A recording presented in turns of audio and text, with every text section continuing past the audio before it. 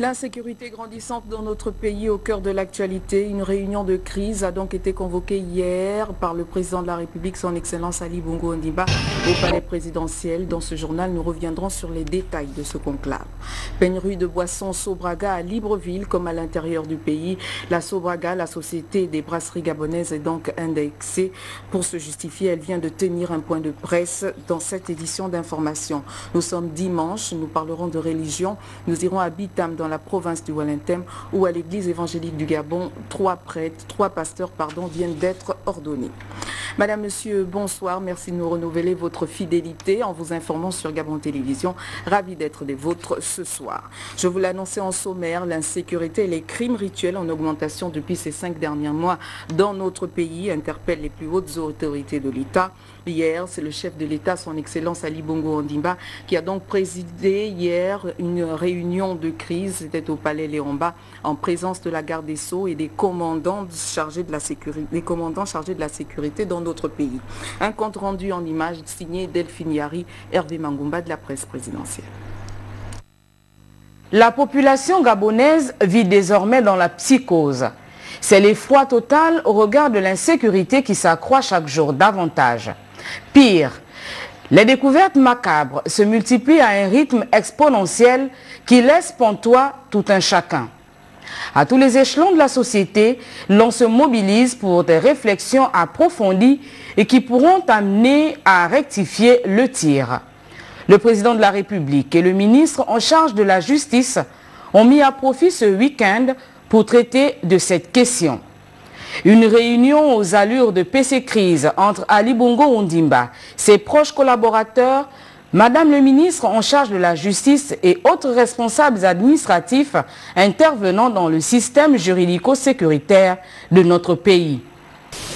Le président de la République a manifesté son mécontentement parce qu'il voudrait, malgré les efforts qui seraient déployés dans tel ou tel corps de métier, il voudrait voir enrayer ce fléau de crime. Il voudrait le voir enrayé. Il n'est plus dans les considérations sensationnelles de qualification de crime. Il a besoin que le pays, notre Gabon, notre pays, soit un pays où il fait bon vivre, où les populations vivent sereinement, où nous pouvons attirer de nouveau des opérateurs économiques, où nous pouvons attirer des touristes. Il a donné des instructions pour que les réformes qui sont en cours, des réformes multiformes, soient accélérées. Il a demandé que malgré l'insuffisance des moyens, que des efforts soient déployés avec l'énergie nécessaire pour faire en sorte que la recrudescence des crimes puisse avoir une courbe inverse. C'est-à-dire que nous ne puissions plus enregistrer au quotidien des crimes de sang. L'ampleur du phénomène est telle que chacun, à son niveau, devrait avoir sa partition à jouer afin que la sérénité puisse revenir dans nos cités. Je rassure les populations gabonaises et je rassure les concitoyens vivant au Gabon de ce que le Gabon est un pays qui va être sécurisé beaucoup plus qu'auparavant, parce qu'il va y avoir des patrouilles, il va y avoir un quadrillage de la cité, de toutes les capitales provinciales, quasiment de toutes les villes, pour faire en sorte que les concitoyens puissent vivre sans angoisse. Mais nous en appelons également à la responsabilité de tous.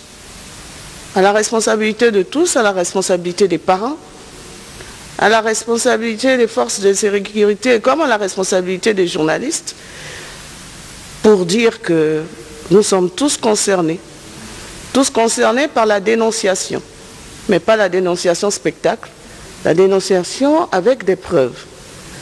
Donc je peux rassurer les populations de ce que nous allons de l'avant, dans les mêmes locaux de la présidence de la République. Je disais, plus rien ne sera comme avant. On ne s'en rend peut-être pas compte. Nous avons, nous, justice, jugé, connu de 343 affaires. Donc nous essayons d'apurer le passif. Il y en avait près de 600 Ça faisait plus de 10 ans qu'il n'y avait plus de scission criminelle. Donc nous poursuivons, nous comprenons les attentes légitimes des populations, nous les comprenons bien, elles sont fondées, mais le Gabon, notre pays, va retrouver sa sérénité d'antan et le président de la République ne nous donne pas de délai. Crime rituel ou crime de sang, la différence tient sur un fil, car quel que soit le procédé utilisé par leurs auteurs, la finalité est qu'une vie ait été crapuleusement ôtée. Il y a donc lieu que des mesures idoines soient prises afin de freiner cette folie meurtrière qui sévit dans le pays. Il faut à tout prix briser cette chaîne de solidarité criminelle. Allant du commanditaire à l'exécuteur du crime, chacun doit répondre de ses actes devant la loi. Restons toujours dans la sécurité pour dire que près du quart des véhicules en circulation à Libreville, la capitale, ont des vitres obscurcies. Et cela, le phénomène pourtant interdit en République gabonaise par la loi 0001 du 25 janvier 1982 qui continue malgré tout à gagner du terrain et souvent sous l'œil conciliant des autorités gabonaises. Le constat est accablant. Il est de Delvire Tali de notre rédaction. En dépit de l'existence d'un cadre juridique, à savoir l'arrêté numéro 00001/DT, qui stipule en son article 1er, je cite, « L'usage de tout film, substance ou produit coloré ayant pour effet d'obscurcir ou accentuer la coloration des vitres d'un véhicule automobile en réduisant la visibilité tant de l'intérieur vers l'extérieur que de l'extérieur vers l'intérieur est interdit ». Plusieurs propriétaires de ces véhicules vitres fumées continuent d'enfreindre à cette loi. Le Gabon disposant pourtant d'une législation riche en la matière, qu'est-ce qui serait à l'origine de ce laisser-aller?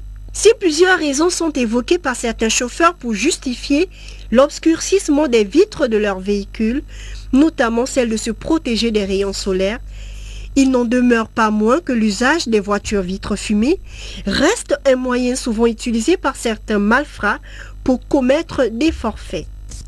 Ces véhicules en circulation sur l'ensemble du territoire national ont fini par créer une certaine psychose chez les populations, notamment lorsqu'ils sont aperçus à l'entrée d'un établissement primaire. On a des enfants qui sont enlevés, on a des femmes qui se font violer, des enfants, on a des tas des enfants à la PJ qui ne sont pas retrouvés, qui montent vraiment dans ces voitures-là et se font agresser, se font tuer. Je crois que l'État vraiment devrait prendre des mesures très strictes. La police aussi doit bien jouer leur rôle, essayer d'être un peu plus dans les contrôles. Une opération de contrôle avait vu le jour en 2012 au sujet de ce type de véhicule, mais s'est achevée à mi-parcours. Au regard du climat d'insécurité qui sévit dans notre pays, vivement que les autorités se penchent à nouveau sur ce dossier. Le numéro 1 de l'agriculture au Gabon s'appelle Julien Kogebekale. Il était récemment à Oyem, Franceville-Ntoum, où Julien Kogebekale est allé toucher du doigt les avancées en termes de projets agricoles.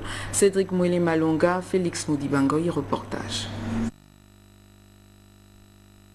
Annoncé lors des conseils des ministres délocalisés de mars et juin 2011, la mise en place des fermes agro-pastorales prend véritablement forme. Dès sa prise de fonction en février 2012, le ministre de l'Agriculture, Julien Kogebekale, sur le terrain de l'action, a aussitôt démarré les travaux. L'aménagement de ces fermes intégrées agro-pastorales sont dédiées à la production de produits vivriers. Les Gabonais qui voudront faire l'élevage doivent venir voir et l'État va les accompagner pour mettre en place. Ça coûte pas cher ça. Au lieu de faire les poulaillers que vous faites d'habitude là-bas, non, là vous allez avoir des poulaillers modernes comme ça. L'État va vous subventionner. C'est ça l'objectif de ça, pour que vous venez voir. Franceville, capitale provinciale du Haut-Ogooué. Nous sommes au sud-est du Gabon. Et voici la ferme agro-pastorale d'Okoloville. Donc les travaux d'avancement ici sont à 80-90%. Oui, déjà, le mois prochain, on devrait déjà commencer les plantations. Donc déjà les semences, la semaine prochaine, commenceront. Donc entre-temps, on prépare l'irrigation. Dès que l'irrigation est prête, on plante ce qu'on a semé. Donc le mois prochain, déjà, on devrait commencer la production. À Oyem, chef-lieu de la province du Wollontem, Au nord du Gabon, c'est le village Anvam qui abrite le chantier agricole. S'il y a 10 Gabonais dans le Wellington qui font ça, le marché est fourni. Il y aura les tomates tous les jours, il y aura les œufs tous les jours, il y aura le poulet tous les jours et le poulet frais, le concombre, tout. À quelques encablures de Libreville, la capitale gabonaise, Toum, le chef-lieu du département du Komomonda. Cette ferme agro-pastorale est ici la ferme pilote. Visiblement, le Gabon ne manque pas de terre. Et parmi les actions menées par le département ministériel, il y a l'aménagement des terres agricoles, avec des infrastructures associées. 50 agents de l'école rurale d'Oyem viennent de recevoir leur parchemin. Ces compatriotes détiennent désormais l'expertise en matière d'EVA culture. Paul Insiaki sur des images de caméras amateurs. Enrichi d'un nouveau potentiel dans la province du Wellington. Cette cérémonie de remise des attestations de fin de formation aux greffeurs en est une illustration parfaite. Elle fait suite au projet émanant du constat lié à la carence d'une main-d'œuvre provinciale qualifiée et disponible dans le secteur de l'EVA culture. Une demande sans cesse croissante exprimée par les opérateurs économiques du secteur qui est aujourd'hui solutionnée.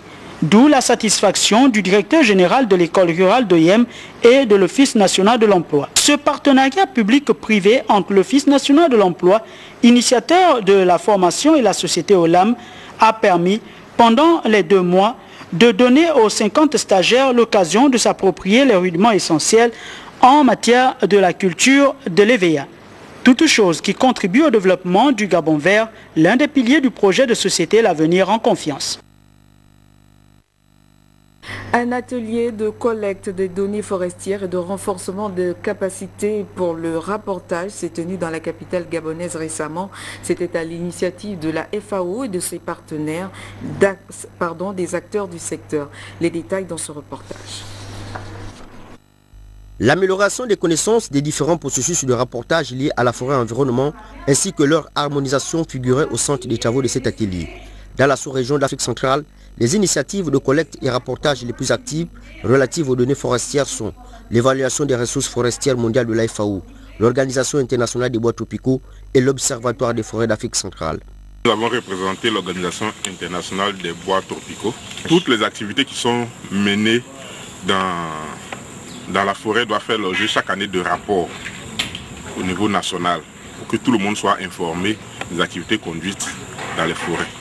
C'est ça le rapportage. Donc pour faire le rapport, il faut collecter des informations parce qu'il y a plusieurs acteurs qui interviennent dans le secteur forestier. Il y a les exploitants forestiers, il y a les populations, il y a l'administration, il y a la recherche. Donc toutes ces entités-là, il faut pouvoir collecter les informations auprès d'elles et produire un rapport qui va être envoyé au niveau national. Il est nécessaire et urgent de coordonner la collecte et le rapportage de données forestières au niveau international, régional et national, afin d'assurer la disponibilité de données de bonne qualité et d'éviter les incohérences et les duplications inutiles. C'est un des premiers ateliers organisés par 3 organismes qui se sont mis ensemble, et des organismes qui travaillent sur les collectes des données forestières. Et nous sommes, comme FAO, très fiers de pouvoir appuyer cette thématique qui rentre dans le plan de convergence de la CONIFAC, l'amélioration de la connaissance des ressources forestières. Et je voudrais juste remarquer qu'il s'agit d'une thématique très importante pour nous, parce que c'est bien sûr aussi important pour les pays, connaître les données, et connaître vraiment les ressources forestières, avoir des données de qualité, pouvoir utiliser ça au niveau du pays pour guider la politique forestière et bien sûr pouvoir aussi rapporter ça au niveau international et de façon harmonisée. L'atelier a permis à l'ensemble des acteurs de partager leur expérience. Les défis concernant l'harmonisation des différents processus de rapportage sont désormais connus par toutes les parties impliquées. Mesdames, Messieurs, un invité à ce principal rendez-vous d'actualité, il s'agit de M. Louis Elvis Ngozogo, directeur général des œuvres scolaires et universitaires. Monsieur le directeur général, bonsoir. Bonsoir, madame. Vous êtes donc ici pour nous parler de la 3e édition des Jeux de l'Oxu. La 36e édition. 36e édition. Est-ce qu'on peut avoir le programme? Merci, madame.